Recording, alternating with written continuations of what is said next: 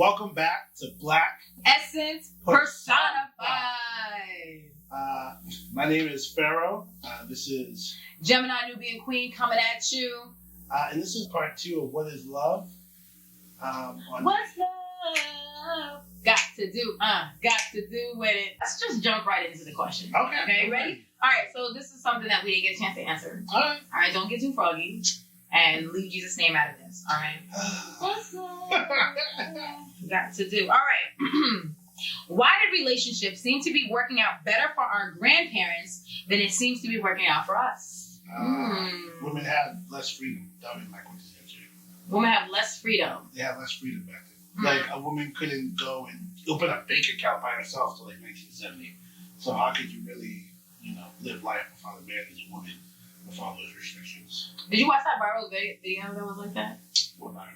There was a viral video with an older woman and her her daughter comes to her and she's like, how long have you been in love with dad? And she literally stops what she's doing and she goes, I've never been in love with anybody. Yeah, like that. So what's love got to do with it? Nothing. What's love got to do with it? Definitely at this point in life, you can literally be like, I'm not happy and I'm leaving. I think it's easier to leave. Although I do think there's some people with those old school principles where they feel like traditionally, and I don't know if we're going to get to this early on into the conversation, but once again, I think that religion does play a role in certain aspects. So my question to you about that is that if religion plays a role in that, has religion changed? Our adherence to religion has changed. We don't listen to priests as much as we used to. That's sure. The Pope doesn't have the same pull among humanity he did 150 years ago. Is that what you really think? No, I'm just serious. We're just a little less religious. But I don't think that's all of it. I think it has to do with our society. The older society, there were repair shops for everything. Something broke, you fixed it. That was a core philosophy of human beings, I would say 1970 and before. Something broke, you fix it. We work on things that are broken. It still has value. Today, we don't repair shit. I feel like this is turning into a negative, though. No. I'm just saying why. Why older people from a generation where you see repair and fix it are part of the norm of how you live and breathe in a society we live in today where everything's new. We don't keep old things. We don't deal with old thinking. We don't deal with any of the things old people try to tell us. We don't want a phone if it's 2 years old. Yeah, but I can see that as a deficit, too. If something, one wrong thing happens, then we're on the pursuit of happiness, right? I'm not happy. I'm doing me. Yeah, I had to do self-care. Yeah, but where is that our relationship? Where is that limitation? Where are we restricted into what happiness actually means? Because I think at the end of the day, are we all looking for the next best thing? And if we're always looking for the next best thing, is it a realistic goal? Yes and no. Yes, we're always looking for the next best thing because it's a capitalistic country. It's a capitalist system. In relationships. In relationships. It's at the core of how we think. You know what I'm saying? How you think about love and how you think about your car is kind of the same. If your car breaks, don't do that. But don't do what? Don't do what? We have materialized love in this age. Mm-hmm. And because we've materialized love, we treat love like an object. I would say most relationships, love is another object you're supposed to acquire in life. Either a house, either a car, a fucking partner.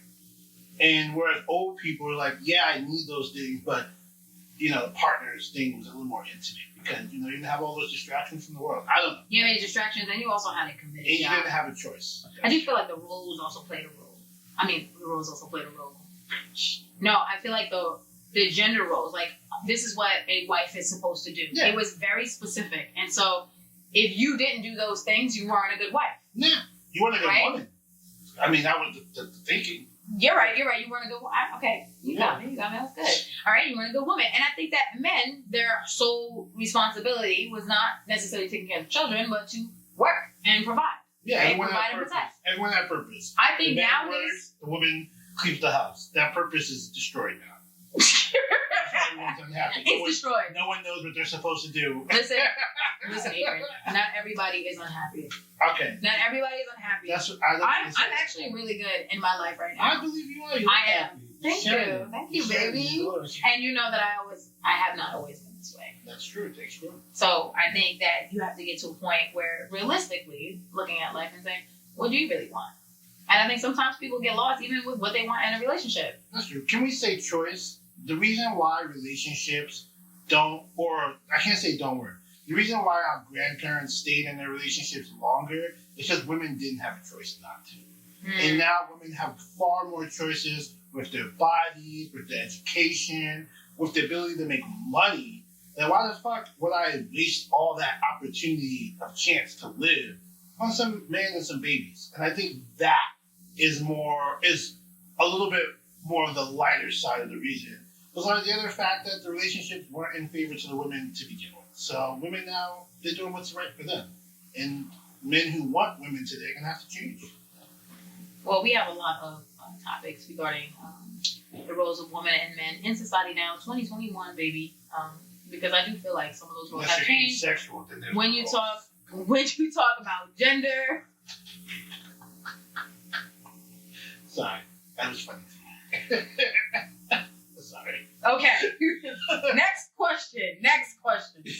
All right. So this question is: how do you know you are truly in love with someone? You go first. L is for the way you look at me. All right. I feel truly in love with someone. I've been in love a few times. I know some people feel like, oh yeah, that wasn't really love. No, I've been in love a few times. I don't feel like falling in love is hard for me. That's fair. That's the fun part. The falling is easy. Yes, but truly in love with someone, I truly do believe that it is encompassing. I'm trying to figure out how to say it. It's just like you feel like there's an added part of you that makes you feel like life is better, right? It doesn't mean that you didn't feel that way before, but there's just an added piece. I do feel like me being in love right now is different because that other person feels just as much, if not more, in love with me as I am with them. Like, my constant thing was always that I love so hard, and all my friends will say that, all my family will say that, you say that. I love so hard. Like, everything is put out there. And it's usually... Gemini Nubian. It's usually not reciprocated. It's not, because sometimes that love is just so overwhelming for other people, and it's so easy to take advantage of it because you know that I have your back. You give it away for free, that's why. Thank you, babe. Thank you. But now I'm at a point in my life where I realize that I am deserving of that same amount of love. My love comes from someone else. And honestly, my babe, she treats me amazing. Like amazingly. Like, she literally... glowing. Stop. It's unintentional. But yes, she makes me glow. She literally loves me for who I am. And not only does she love me, but she likes me. Right? Because, you know, she likes me. She wants to be around me. And she wants to be a part of my dreams as much as I want to be a part of hers. And on top of that, she's black, man. She's black. She's beautiful. She's talented. She's ambitious. So, like, I feel like all those things blend together. You know, when you talk about true love. Because you can be truly in love with somebody and they could be beating your ass. Absolutely. Because you can be in love with this idea and not in love with that actual person.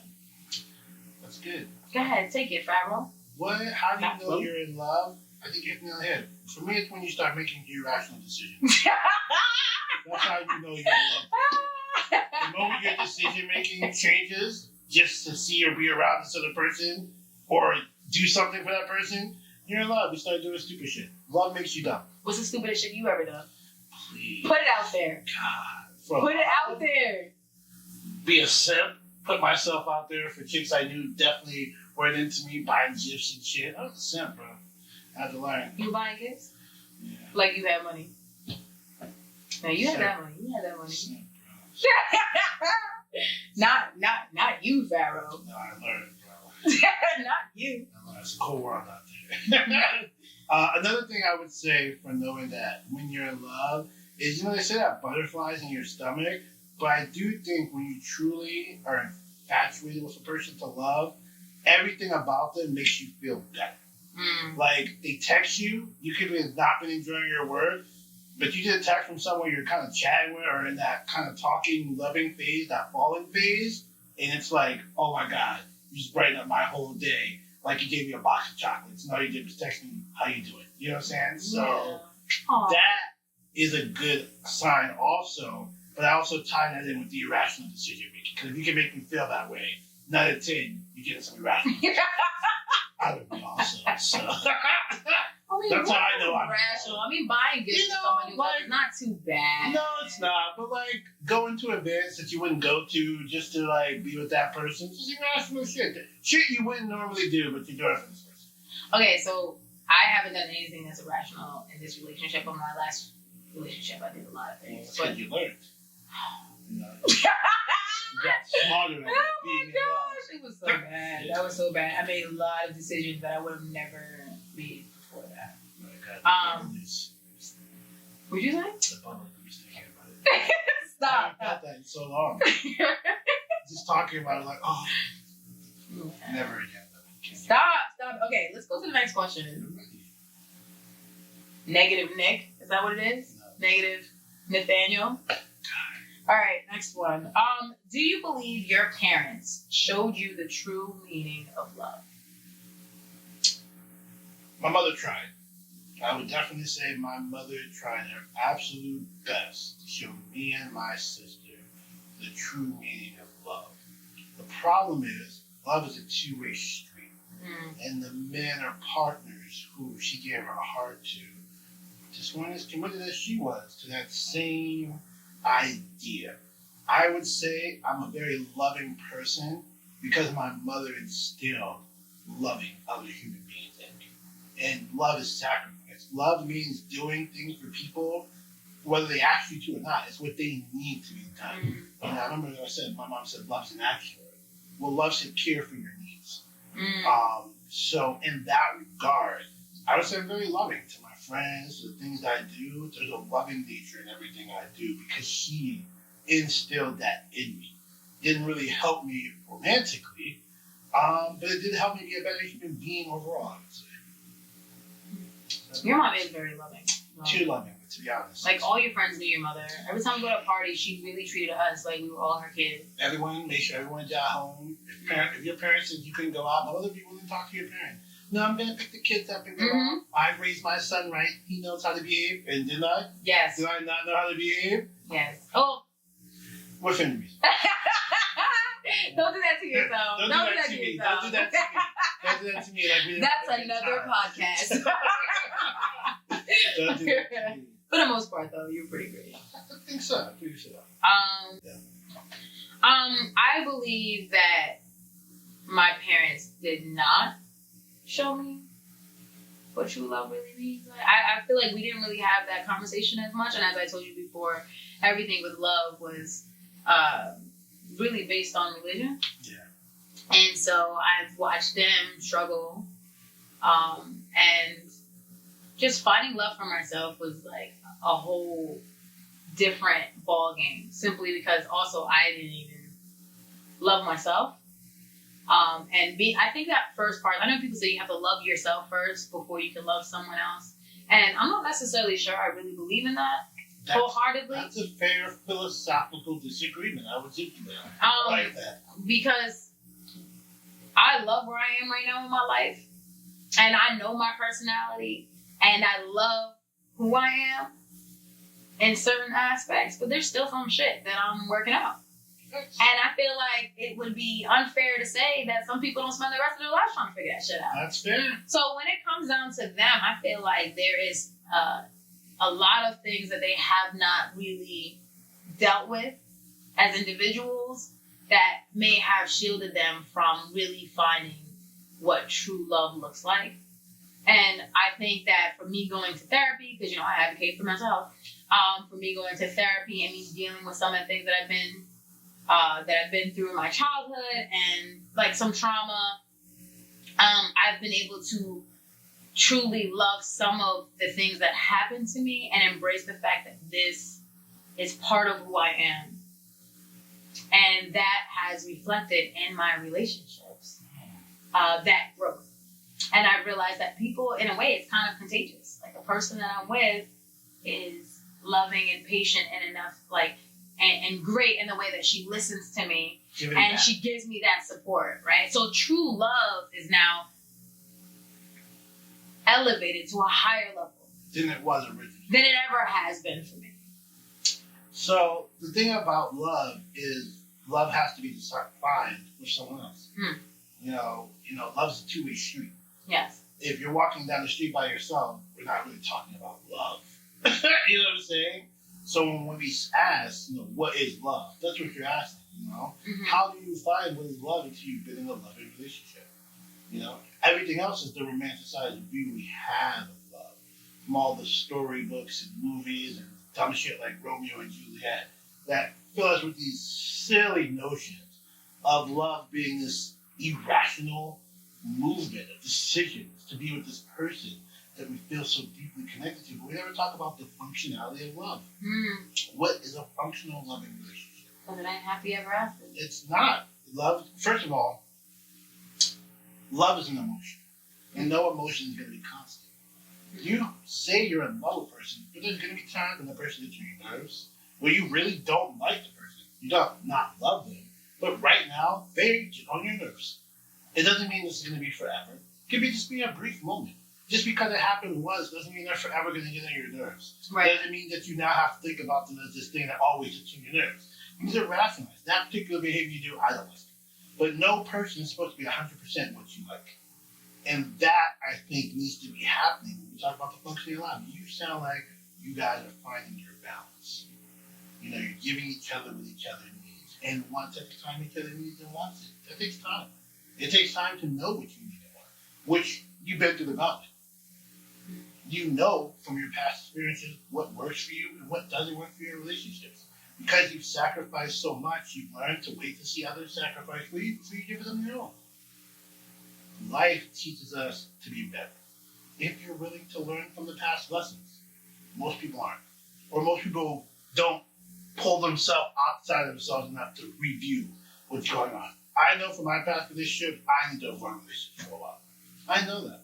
For all my loving and all that there's some intellectual things about me that's hard for another person to be with all the time. You know what I'm saying? There's not a lot of bullshit for me. When there is bullshit, it's like crazy bullshit. So that's a lot for people. I know that. I think I know what I need from someone, but I don't know yet. Until I do, I'm going to stay back. I will be hurting our heart.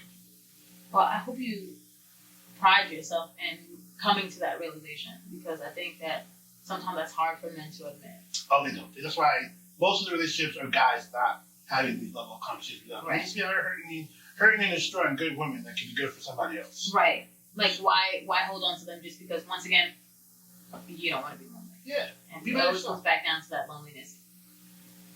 People are afraid to be lonely. Yeah. But I'm glad that I was alone for a while after my last relationship, because I don't think that I would have noticed that this is where I need to be. Yes. Sometimes you need yourself to know what you need. Absolutely. So, if you've enjoyed this episode of Black Essence Podcast, please make sure to subscribe by pressing the subscribe button down below and also pressing the bell. You can also follow us on Instagram and Twitter at Black Essence Pod.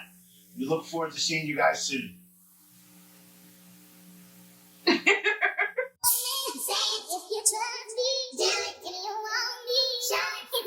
Yo, it's Patience from the Black.